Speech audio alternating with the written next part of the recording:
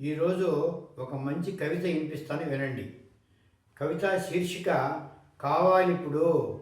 అంటే కవిత పేరు వినరా, కావాలిప్పుడు. మానవత్వపు గూటిలో వెలిగే స్వచ్ఛమైన దీపములా, అమ్మ ప్రేమామృతపు అనుభూతికి నవ్వుల రూపములా, వృత్తికి ప్రవృత్తికి అంకిత భావం ఉన్న మనిషి కావాలిప్పుడు. స్వార్థ చింతనకు చిరునామా కాకుండా సమత మమతలకు వారధిగా నిలిచే మేలువి బంగారం ఉన్న మనిషి కావాలి ఇప్పుడు.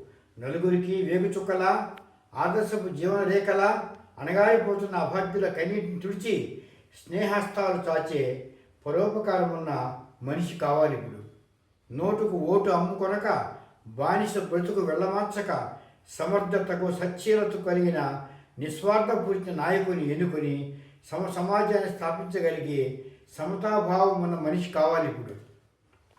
మనసు పూల తోటలు చేసి మాటను అమృతధారలకు చేసి నిజధారా శృతులే నావాళ్ళన్న బ్రహ్మ సంకేతాలను విడిచి తిరోధకాలిచ్చి ప్రపంచమంతా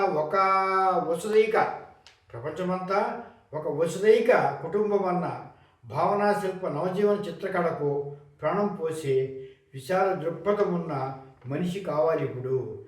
నేటి సమాజం పరిస్థితులు దృష్టిలో ఉంచుకొని పేద గొప్ప తారతమ్యాలు రూపుమాపి మంచితనం పంచే నిస్వార్థపరుడైన నాయకుని ఎన్నుకొని నవ్య సమాజాన్ని నిర్మించాలనే ఉద్దేశంతో రచించిన కవిత.